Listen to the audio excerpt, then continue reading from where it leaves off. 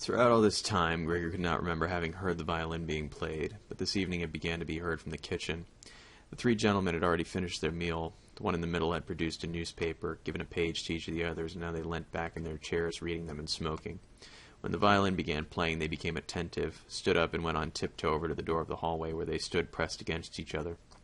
Someone must have heard them in the kitchen, as Gregor's father called out, "Is the playing perhaps unpleasant for the gentleman? We can come straight away." "On the contrary," said the middle gentleman. "Would the young lady not like to come in and play for us here in the room, where it is, after all, much more cozy and comfortable?" "Oh, yes, we'd love to," called back Gregor's father, as if he had been the violin player himself. The gentleman stepped into the room and waited. Gregor's father soon appeared with the music stand, his mother with the music, and his sister with the violin. She calmly prepared everything for her to begin playing. His parents, who had never rented a room out before and therefore showed an exaggerated courtesy toward the three gentlemen, did not even dare to sit on their own chairs.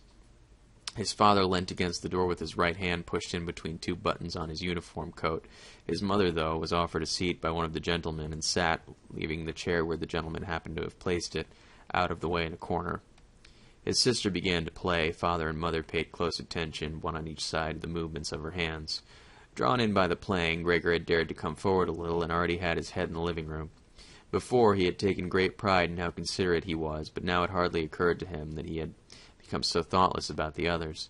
What's more, there was now all the more reason to keep himself hidden, as he covered in the dust that lay everywhere in his room, and flew up at the slightest movement.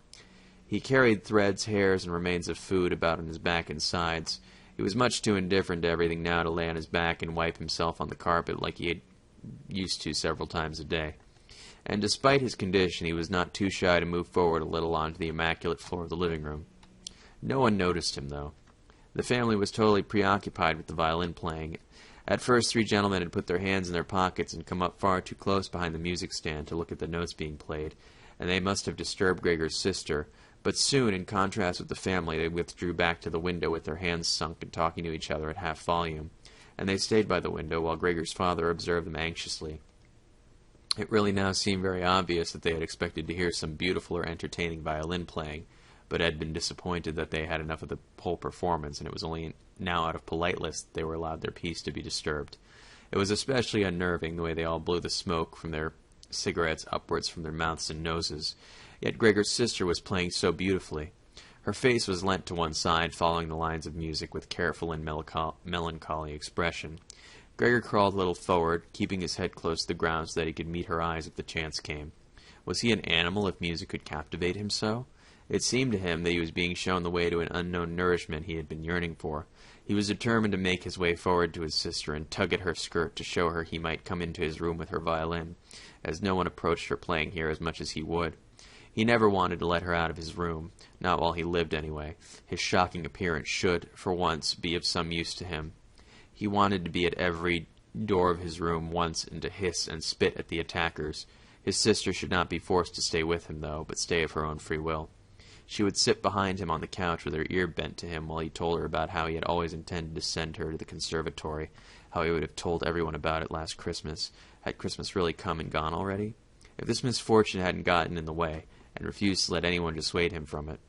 On hearing all this, his sister would break out in tears of emotion, and Gregor would climb up to her shoulder and kiss her neck, which, since she had been going out to work, she had kept free without any necklace or collar. "Mr. Samsa!" shouted the middle gentleman to Gregor's father, pointing, without wasting any more words, with his forefinger at Gregor as he slowly moved forward. The violin went silent, and the middle of the three gentlemen first smiled at his two friends, shaking his head, then looking back at Gregor. His father seemed to think it more important to calm the three gentlemen before driving Gregor out, even though they were not at all upset and seemed to think Gregor was more entertaining than the violin playing had been. He rushed up to them with his arms spread out and attempted to drive them back into their room at the same time while trying to block their view of Gregor with his body. Now they did become a little more annoyed, and it was not clear whether it was his father's behavior that annoyed them or the dawning realization that they had a neighbor like Gregor in the next room without knowing it. They asked Gregor's father for explanations, raised their arms like he had, tugged excitedly at their beards, and moved back towards their room only very slowly. Meanwhile, Gregor's sister had overcome the despair she had fallen into when her playing suddenly was interrupted. She let her hands drop and let the violin and bow hang limply for a while, but continued to look at the music as if still playing. But then she suddenly pulled herself together, laid the instrument on her mother's lap, who was still laboriously struggling for breath where she was, and ran into the next room, which, under pressure from her father, the three gentlemen were more quickly moving forward. Under his sister's experienced hand, the pillows and covers on their beds flew up, and they were put into order that she had already finished making the beds and slipped out again before the three gentlemen had reached the room. Gregor's father seemed so obsessed with what he was doing that he forgot all the respect he owed to his tenants. He urged them and pressed them until, when he was finally at the door of his room, in the middle of the three gentlemen shouted like thunder and stamped his foot, and thereby brought Gregor's father to a halt. "I declare here and now," he said, raising his hand and glancing at Gregor's mother and sister to gain their attention too, "that with regard to all repugnant conditions that prevail in this flat and with this family," here he looked briefly but decisively at the floor, "I give immediate notice on my room. For the days that I have been living here, I will, of course, pay nothing at all. On the contrary, I will consider whether to proceed with some kind of action for damages from you, and believe me, it would be very easy to set out on the grounds for such an action." He was silent and looked straight ahead as if waiting for something. And indeed, the two friends joined in with the words, "And we also give immediate notice." With that, he took hold of the door handle and slammed the door. Gregor's father staggered back to his seat, feeling all his way with his hands, and felt into it as though he was stretching himself out for his usual evening nap, but from the uncontrolled way his head kept nodding, it could be seen that he was not sleeping at all. Through all this, Gregor had still lain where the three gentlemen had first seen him. His disappointment at the failure of his plan, and perhaps also because he was weak from hunger, made it impossible for him to move. He was sure that everyone would turn on him at any moment, and he waited. He was not even startled out of this state when the violin on his mother's lap fell from her trembling fingers and landed loudly on the floor. "Father, Mother," said his sister, hitting the table with her hand as introduction, "we can't carry on like this. Maybe you can't see it, but I can. I don't want to call this monster my brother. All I can say is we have to try and get rid of it. We've done all that's humanly possible to look after it and be patient. I don't think anyone could accuse us of doing anything wrong." "She's absolutely right," Gregor's father said to himself. His mother, who still had not had the time to catch her breath, began to cough dully, her hand held out in front of her and a deranged expression in her eyes. Gregor's sister rushed to his mother and put her hand on her forehead. Her words seemed to give Gregor's father some more definite ideas. He sat upright, played with his uniform cap between the plates left by the three gentlemen after their meal, and occasionally looked down at Gregor as he lay there immobile. "We have to try to get rid of it," said Gregor's sister, now speaking only to her father, as her mother was too occupied with coughing to listen. "It'll be the death of both of you. I can see it coming. We can't all work as hard as we have to and then come home to be tortured like this. We can't endure it. I can't endure it any more." And she broke out so heavily in tears that they flowed down the face of her mother, and she wiped them away with mechanical hand movements. "My child," said her father with sympathy and obvious understanding, "what are we to do?" His sister just shrugged her shoulders as a sign of the helplessness and tears that had taken hold of her, displacing her earlier certainty. "If you could just understand us," said his father almost as a question. His sister shook her hand vigorously through her tears as a sign that there was no question. "If you could just understand us," repeated Gregor's father, closing his eyes in acceptance of his sister's certainty that was quite impossible, "that perhaps you could come to some kind of arrangement with him. But as it is—" "It's got to go," shouted his sister. "That's the only way, Father. You've got to get rid of the idea that's Gregor. We've only harmed ourselves by believing it for so long. How can that be Gregor? If it were Gregor, he would have seen long ago that it's not possible for human beings to live with an animal like that, and he would have gone of his own free will. We wouldn't have had a brother any more then, but we could carry on with our lives and remember him with respect. As it is, this animal is persecuting us. It's driven out our tenants. It obviously wants to take our whole flat and force us to sleep on the streets. Father, just look," she suddenly screamed. "He's starting again." In her alarm, which was totally beyond Gregor's comprehension, his sister even abandoned his mother as she pushed herself vigorously out of her chair as if more willing to sacrifice her own mother than stay anywhere near Gregor. She rushed over to behind her father, who had become excited merely because she was, and stood up, half raising his hands in front of Gregor's sister as if to protect her. But Gregor had felt no intention of frightening anyone, least of all his sister. All he had done was begin to turn around so that he could go back into his room, although that in itself was quite startling, as his pain-racked condition meant that turning around required a great deal of effort, and he was using his head to help himself do it, repeatedly raising it and striking it against the floor. He stopped and looked around. They seemed to have realized his good intentions and had only been alarmed briefly. Now they all looked at him in unhappy silence. His mother lay in his chair with her legs stretched out, and her chair with her legs stretched out and pressed against each other, her eyes nearly closed with exhaustion. His sister sat next to his mother with her arms around his neck. Maybe now they'll let me turn around, thought Gregor, and went back to work. He could not help panting loudly with the effort, and sometimes had to stop and take a rest. No one was making him rush any more. Everything was left up to him. As soon as he had finally finished turning around, he began to move straight ahead. He was amazed at the great distance that separated him from his room, and he could not understand how he had covered that distance in his weak state a little while before, and almost without noticing it. He concentrated on crawling as fast as he could, and hardly noticed that there was not a word, not any cry from his family to distract them. He did not turn his head until he had reached the doorway. He did not turn it all the way around, as he felt his neck becoming stiff, but it was nevertheless enough to see that there was nothing behind him that had changed. Only his sister had stood up. With his last glance, he saw that his mother had now fallen completely asleep.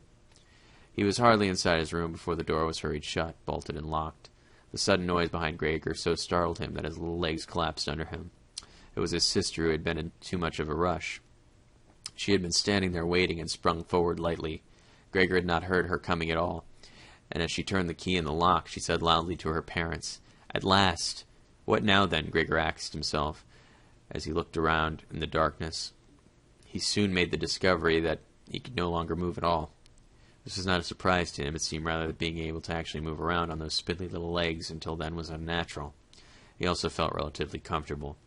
It is true that his entire body was aching, but the pain seemed to be slowly getting weaker and weaker and would soon finally disappear altogether.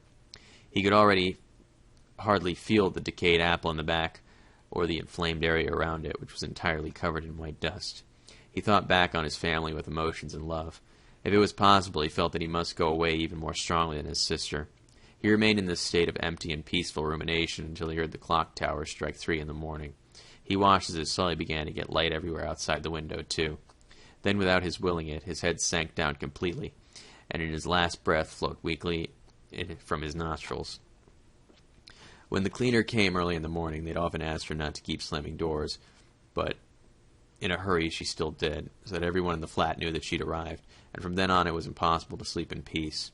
She made her unusual brief look on Gregor, and at first found nothing special. She thought he was lying there so still on purpose, playing the martyr. She attributed all possible understanding to him. She happened to be holding the long broom in her hand, so she tried to tickle Gregor with it from the doorway. When she had no success with that, she tried to make a nuisance of herself and poked at him a little, and only when she found she could shove him all across the floor with no resistance at all did she start to pay attention.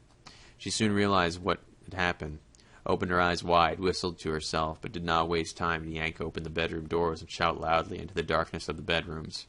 "Come and have a look at this. It's dead. Just lying there, stone dead." Mr. and Mrs. Sampson sat upright there in their marriage bed and had to make an effort to get over the shock caused by the cleaner before they could grasp what she was saying. But then, each from his own side, they hurried out of bed. Mr. Sampson threw the blanket over his shoulders. Mrs. Sampson just came out in the nightdress. And that is how they went to Gregor's room. On the way, they opened the door to the living room where Greet had been sleeping since the 3 gentlemen had moved in. She was fully dressed as if she had never been asleep, and the paleness of her face seemed to confirm this. "Dead?" asked Mrs. Sampson, looking at the charwoman inquiringly, even though she could have checked for herself and could have known it without checking. "That's what I said," replied the cleaner, and to prove it she gave Gregor's body another shove with the broom, sending it sideways across the floor. Mrs. Sampson made a movement as if she wanted to hold back the broom, but did not complete it. "Now then," said Mr. Sampson, "let's give thanks to God for that."